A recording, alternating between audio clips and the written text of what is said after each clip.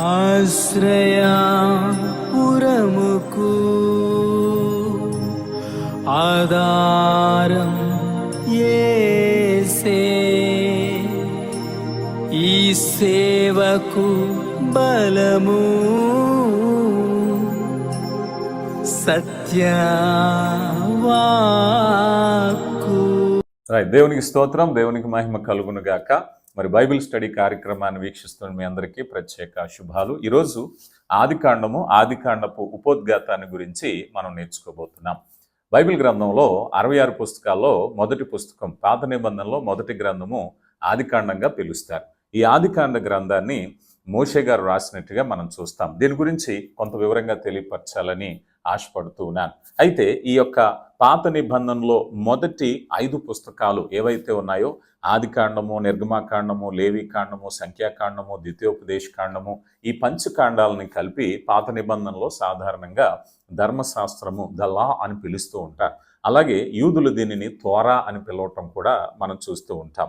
అయితే ఈ తోరా అనేటువంటి మీనింగ్, అర్థం ఏమిటయ్యా అన్నట్లయితే డైరెక్షన్, దిశానిర్దేశము చేసేటువంటిది, లేదా కమాండ్, ఆజ్ఞ అన్నారు. దేవుడు తన ప్రజలకు ఇచ్చినటువంటి ఆజ్ఞ.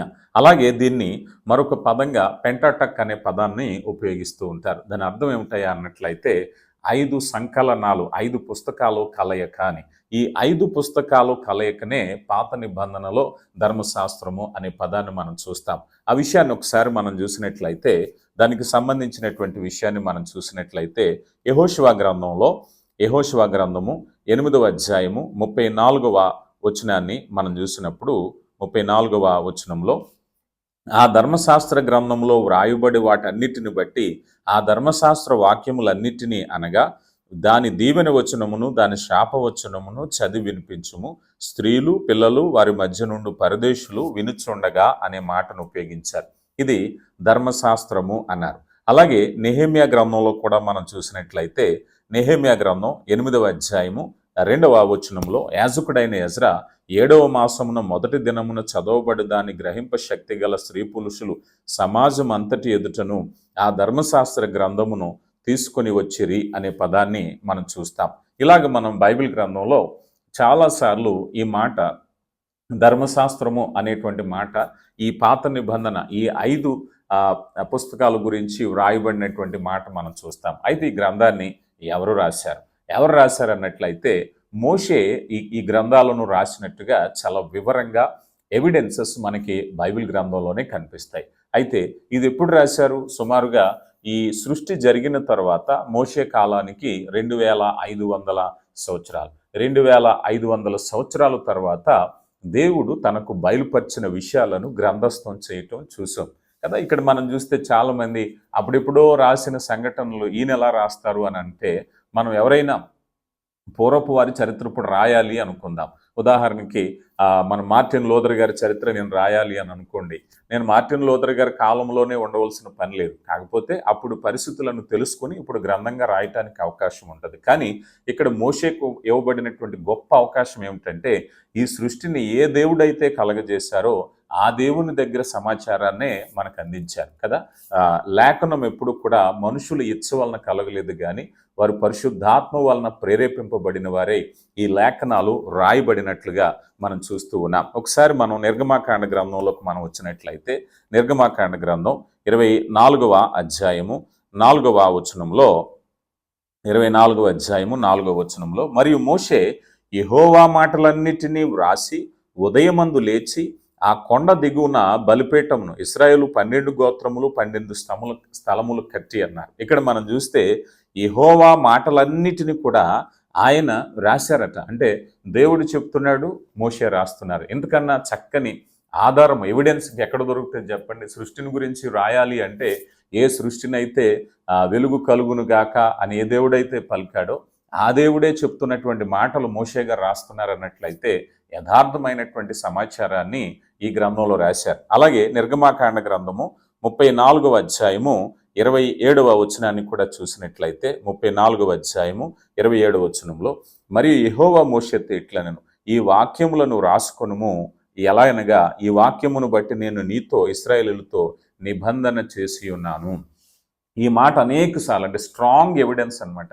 ఈ ఆది కాండాన్ని ఎవరు రాశారు అనే పదాన్ని ఇక్కడ మనం చూసినట్లయితే అనేక సార్లు ఈ మాట మనకి పదే పదే కనిపిస్తుంది. దేవుడు స్వయంగా మోషేతో చెప్తున్నారు, మోషే ఈ మాటలు నువ్వు రాయవయ్యా, మోషే ఈ సంగతులు నువ్వు రాయవయ్యా అంటే మోషే తను సొంతంగా రాయటానికి ఏమీ లేదు. దేవుడు ఏదైతే చెప్తారో ఆ మాటలే ఇక్కడ రాయటం అనేది మనం చూస్తున్నాం. అలాగే సంఖ్యాకాండ గ్రంథంలో కూడా మనం చూసినట్లయితే సంఖ్యాకాండ గ్రంథం 33వ అధ్యాయము 2వ వచనంలో 33వ అధ్యాయం 2వ వచనంలో మోషే యెహోవా సెలవిచ్చిన ప్రకారము వారి ప్రయాణములను బట్టి వారి సంచార క్రమములను వ్రాసెను, వారి సంచార క్రమములు బట్టి వారి ప్రయాణములు ఇవి.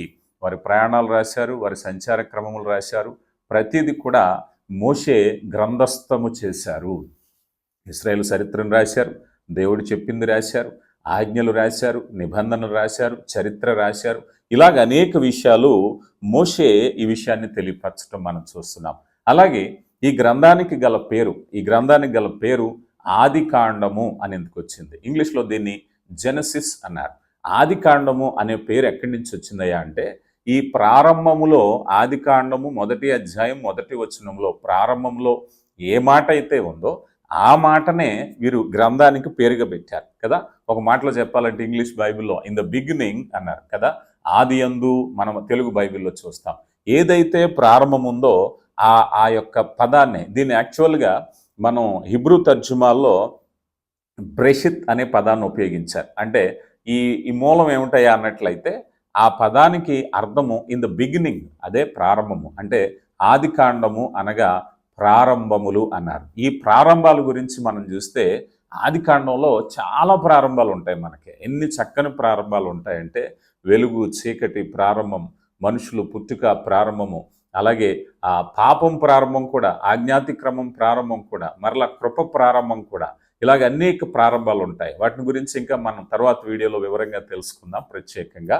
అయితే ఇది ప్రారంభాల గంధము అన్నారు. అంటే పాపము, పాప పర్యవసానాలు, అలాగే విమోచన ప్రారంభమైంది, ఆరాధన ప్రారంభమైంది, నాగరికతలు ప్రారంభమయ్యాయి, రకరకాల భాషలు మాట్లాడేవారు ప్రారంభమయ్యారు, అలాగే లోహము ప్రారంభాన్ని గురించి చూస్తాం, అలాగే వాయిద్యాలు ప్రారంభం గురించి మనం చూస్తూ ఉంటాం. ఇలా చెప్పుకుంటూ పోతే చాలా, అంటే మానవజాతిలో మరలా వివాహ వ్యవస్థ ప్రారంభమైంది. ఇలాగ మనం చూసుకుంటూ పోతే చాలా రకాలైనటువంటి ప్రారంభాలు ఈ ఆదికాండ గ్రంథంలో ఉంటాయి. అందుకే ఇది ప్రారంభ గ్రంథము అనేటువంటి మాటను మనం చూస్తూ ఉంటాం. అయితే ఇక్కడ మరొక ముఖ్యమైన విషయాన్ని మనం చూడాలి. అదేమిటయ్యా అంటే ఆదికాండము ఒక అభూత కల్పనగా చాలామంది మాట్లాడుతూ ఉంటారు. ఎందుకనంటే చాలామంది మీరు ఎప్పుడైనా వినే ఉంటారు, క్రైస్తవులు వారి గ్రంథాలు వారు రాసుకున్నారు అనేటువంటి పదాన్ని. ఇక్కడే మీరు చాలా ముఖ్యమైన పాయింట్ ఏమిటయ్యా అంటే ఈ గ్రంథంలో యథార్థత మనం ఎంత చక్కగా చూడగలుగుతామంటే ఈ గ్రంథంలో చరిత్రలను రాసుకుంటూ, అంటే వాస్తవానికి హిబ్రూ చరిత్రల్లో ఉపయోగించబడినటువంటి శైలి, అంటే వారి రచనలు, ఇప్పుడు మనకి తెలుగులో ఎలాగైతే రచనలు ఉంటాయో, సాహిత్యం ఉందో, ఇది హిబ్రూ సాహిత్యానికి విభిన్నంగా ఉండే గ్రంథం. బైబిల్ గ్రంథం ఎవరైనా అవునన్నా కాదన్నా ఇది చాలా చారిత్రకమైన ప్రాచీనమైన గ్రంథం. ఇది చరిత్రలో అందరూ ఒప్పుకొని తీరవలసిందే. ఇది చాలా ప్రాచీనమైన గ్రంథం. ఈ ప్రాచీన గ్రంథాలతో పోలిస్తే వాటి శైలి, బైబిల్ శైలి చాలా వ్యత్యాసంగా ఉంటుంది. ఎందుకు చెప్తున్నానంటే ఉదాహరణకి సాహిత్యం, ఒక రాజు గురించి ఒక సాహిత్యం మాట్లాడాలి. భారతదేశంలో రాజులు ఉన్నారు, అలాగే ఈ మిడిల్ ఈస్ట్ ప్రాంతంలోనూ లేకపోతే ఇజ్రాయెల్ ప్రాంతాల్లో రాజులు ఉన్నారు. ఈ రాజుల గురించి ఏం రాస్తుంటారు చెప్పండి? వాళ్ళు గొప్పవారనే రాస్తుంటారు. వారి గురించి ఎక్కడ తక్కువ చేసినట్టు కానీ పొరపాటు కానీ ఏది కూడా రాయటానికి రైటర్స్ ఎవరు కూడా అప్పుడులో సాహసించేవారు కాదు. వాళ్ళ మెప్పు పొందటానికే రాసేవారు. అందుకని ఒక విషయాన్ని గురించి కానీ ఒక వ్యక్తి గురించి కానీ రాసేటప్పుడు ఒక కథనం అదే విధంగా అమల్లో ఉంటుంది. కానీ బైబిల్ గ్రంథానికి ఉండేటువంటి చాలా విశిష్టత ఏమిటంటే మీరు ఈ ఆది కాండంలోనే మనం చూసినట్లయితే భక్తుల జీవితాల్లో ఉండేటువంటి లోపాలను కూడా చూపించారు. నోవాహు మద్యపానాన్ని సేవించటం గురించి బైబిల్ గ్రంథంలో మనం చూస్తాం. అబ్రహాము అబీమెలెకు రాజుతో అబద్ధమాడిన సంగతిని కూడా బైబిల్ గ్రంథంలో మనం చూస్తూ ఉంటాం.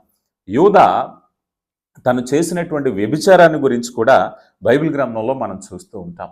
అలాగే పరాయి రాజుల్లో ఉండేటువంటి మంచి గుణాలను కూడా నిర్మోహమాటంగా చెప్పారు. అబీమెలెకు రాజు ఈ విషయం తెలిసిన వెంటనే తన ఇంటి వారందరికీ కూడా ఆజ్ఞాపించారు, వారి జోలికి పోవద్దని చెప్పేసి.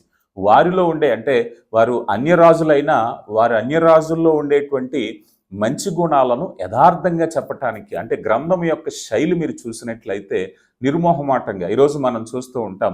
లోతు కుమార్తెలతో ఎవరు చెప్పారు ఆ విషయం? బైబిలే చెప్పింది కదా. బైబిలే చెప్పింది ఆ విషయం. ఎందుకు చెప్పారు? పాపాన్ని గురించి స్పృహ అనేటువంటిది మనిషికి తెలియాలి. ఇది తప్పు అని తెలియపరచడానికి చెప్పబడిన విషయాలు నిర్మోహమాటంగా బైబిల్ గ్రంథం చెప్పింది. ఇందులో బైబిల్ గ్రంథం చదివే వ్యక్తిగా నేను చాలా గర్వపడతాను. బైబిల్ గ్రంథంలో ఉన్న విషయాలు చాలా యథార్థంగా నిర్మోహమాటంగా చెప్పడం జరిగింది. అబ్రహాము గారు అబద్ధం ఆడితే అబద్ధమాడారని చెప్పారు. శారమ్మ నవ్వితే నవ్విందనే చెప్పారు.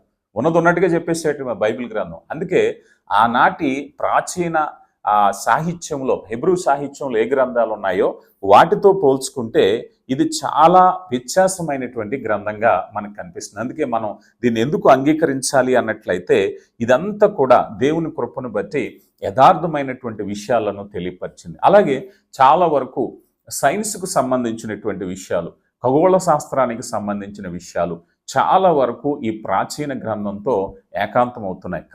ఇంతకుముందు చాలా వరకు వీటిని విభేదించేటటువంటి విషయాలుగా చెప్పేవారు, కానీ విభేదించే విషయాలు ఏమీ లేవు. కానీ ఇవన్నీ కూడా చాలా చక్కని సారూప్యత, అంటే వాటిని అధ్యయనం చేయటం ద్వారా చాలా చక్కగా ఉంటుంది.